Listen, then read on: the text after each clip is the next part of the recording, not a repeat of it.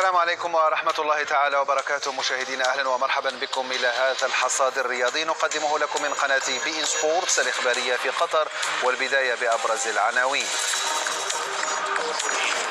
بعد تدشين استاد أحمد بن علي رابع ملاعب كأس العالم 2022، السد يتوج بكأس أمير دولة قطر بفوزه في النهائي على العربي.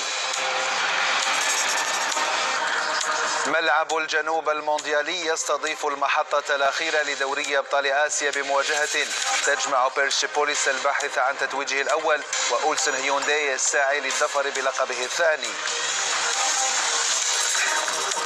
وبعد تجاوز اختبار سوسيداد، برشلونة يستقبل فالنسيا في قمة الجولة 14 من الدوري الإسباني على أمل الاقتراب أكثر من فرق الصدارة.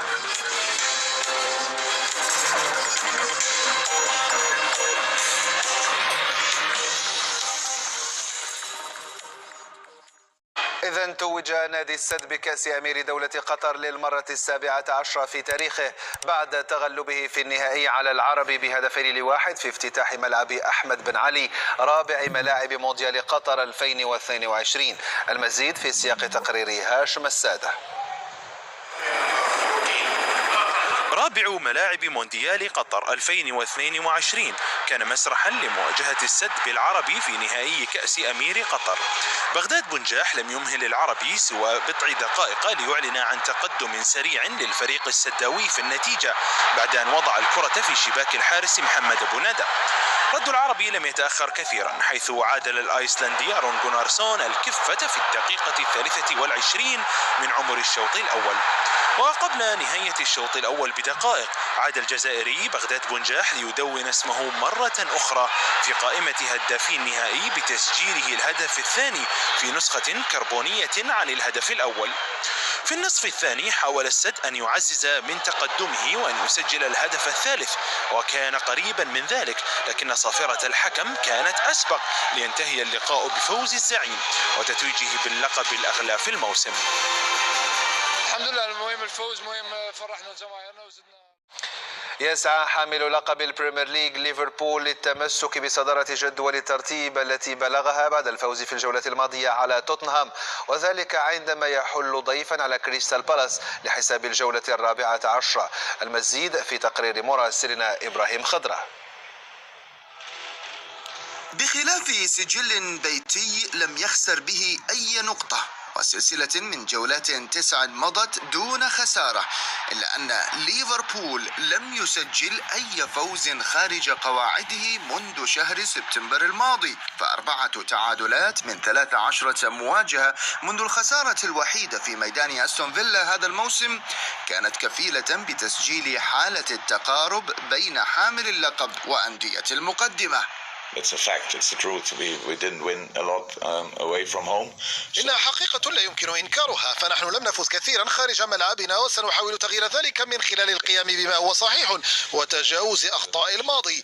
ويجب التأكيد على أن ما نسعى له دوما في طريقة لاعبنا وخططنا هو التطور وتقديم أفضل أداء ممكن سواء في ملعبنا أو خارجه. Away and home.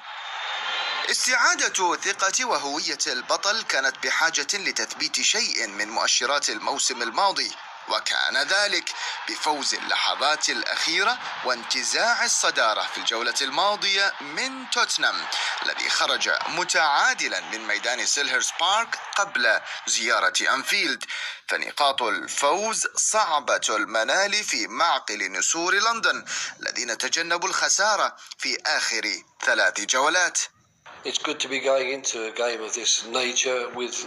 من الجيد أن نصل إلى هذه المرحلة وفي جعبتنا مجموعة لا بأس بها من النقاط بعد 3 مباريات خرجنا منها بأداء أسعدني، لكن كل مباراة نواجهها تأتي بتحديات مختلفة، والآن للمرة الثانية في غضون أسبوع سنواجه فريقا يتصدر جدول الترتيب، ولا شك أن هناك أسباب خاصة وعوامل ميزت هذه الفرق عن غيرها حتى تحتل هذا المركز المتقدم، ويجب علينا كفريق في وسط جدول الترتيب مراعاة تلك الجودة وفهم الفوارق الفنية التي علينا التعاطي معها في 90 دقيقة. غياب البلجيكي كريستيان بنتيكي للإيقاف قد يكون مؤثرا في الثلث الهجومي لفريق روي هودسون، لا سيما بعد استعادته لحاسة التهديف مؤخرا، بينما لا خوف على هجوم الريدز أمام خصم عرف ساديو ماني الطريق إلى شباكه في آخر 6 مباريات جمعته معه.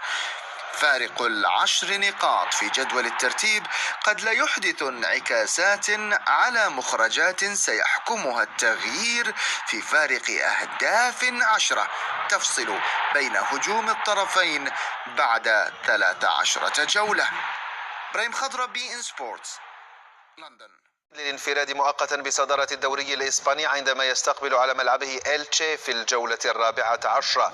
فريق المدرب دييغو سيميوني خاض 7 مباريات متتالية دون خسارة قبل أن يسقط في الجولة الماضية في لقاء الديربي أمام الريال، وسيخوض الفريق مواجهة إلتشي بغرض استعادة التوازن. بالمقابل يبحث إلتشي عن وقف نزف النقاط حيث لم يحقق الفوز خلال الجولات ال6 الماضية، وستشهد المباراة عودة المهاجم دييغو كوستا بعد غياب بسبب الإصابة.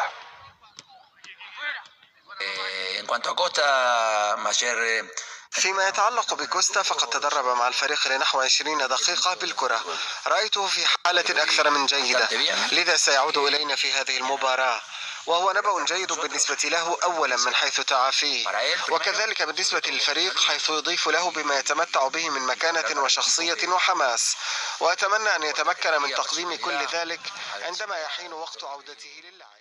بعد خروجه بالنقاط 3 من أمام ليفانتي والريال سوسيداد، يبحث برشلونة هذا السبت عن تحقيق الانتصار الثالث تواليا في الدوري، وذلك عندما يستقبل فالنسيا الطامح بالمقابل إلى استعادة توازنه في الليغا.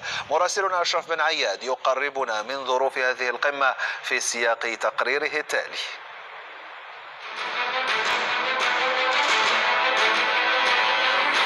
الصورة التي يحاول من خلالها برشلونة أن يبني مساره في المباريات المقبلة. فرحة اللاعبين في لحظة كانت فيها فرص الفوز واحتمالات التعثر على نفس الخط تقريبا. البرصا أصبح يتحدث أخيرا بلغة الانتصارات عبر طريق المعاناة. 6 نقاط في آخر لقاءين، والقادم قبل نهاية العام يلخص في 3 مواعيد: فالنسيا وبلد الوليد وأيضا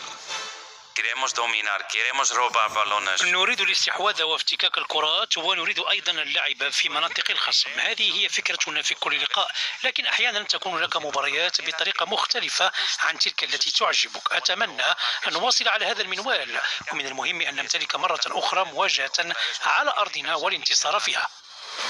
في مباراة الريال سوسيداد اتضح جليا أن برشلونة سيلعب كل أوراقه من أجل الاحتفاظ بحظوظه في الدوري. ليو ميسي قام بدور القائد في أكثر من مرة من خلال توجيهات مختلفة، لكنه لم يسجل الأربعاء الماضي، وما زال على بعد هدف من معادلة بيليه كأفضل هداف مع ناد واحد.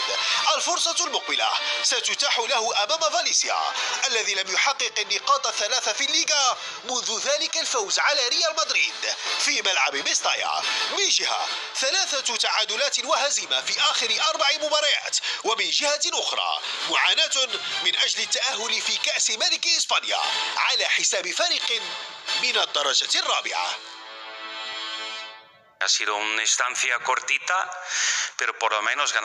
لقد كانت إقامتي في فالنسيا قصيرة، لكن على الأقل فزنا بشيء حينها من خلال لقب كأس ملك إسبانيا.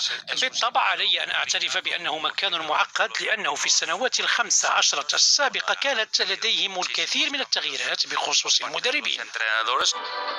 هي المباراة الرابعة تواليا بالنسبة لبرشلونة بملعب الكامب نو في أقل من أسبوعين. بعد الهزيمة الأوروبية على يد اليوفي لم يجد فريق كومان حلا آخر سوى تقديم النتائج على الأداء الذي لم يعرف استقرارا لحد الآن. أشرف بن عياد، بي إن سبورتس، برشلونة. الآن مشاهدينا إلى سؤالنا لليوم، وهو كالتالي: بعد تجاوزه اختبار سوسيداد، هل سينجح برشلونة في تحقيق فوزه الثالث تواليا بتجاوز فالنسيا في قمة الجولة 14 من الدوري الإسباني؟ ننتظر مشاهدينا تصويتكم بنعم أو لا على الحساب الرسمي لبي سبورتس الإخبارية في تويتر، وبإمكانكم أيضا أن تشاركون آراءكم من خلال تعليقاتكم على صفحة التصويت.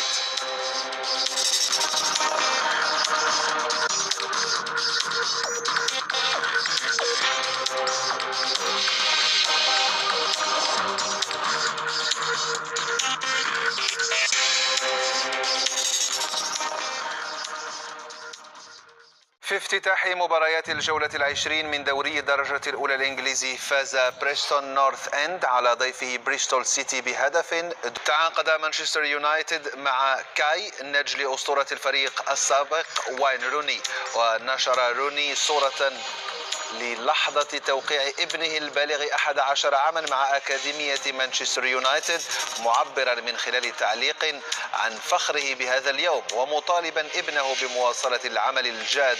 وسيرتدي كاي الرقم 10 الذي كان يرتديه والده مع الفريق، ويتمنى وين روني أن يسير نجله على طريقه في النجاح، حيث أحرز خلال مسيرته في أولد ترافورد 253 هدفا في 559 مباراة، وتوج مع الفريق بلقب الدوري 5 مرات، إضافة إلى دوري أبطال أوروبا وبطولات أخرى.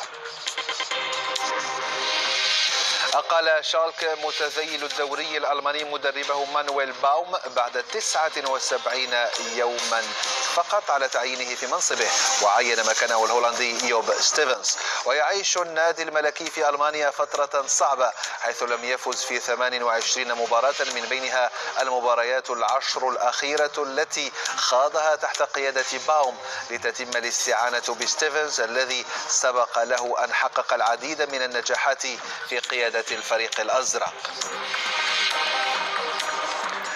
عبر روبرت ليفاندوفسكي عن سعادته الغامرة بفوزه بجائزة الفيفا لأفضل لاعب في العالم، مؤكدا أنه جاء بعد عمل جماعي وليس فردي، مقدما الشكر لكل من ساعده وسانده خلال مسيرته.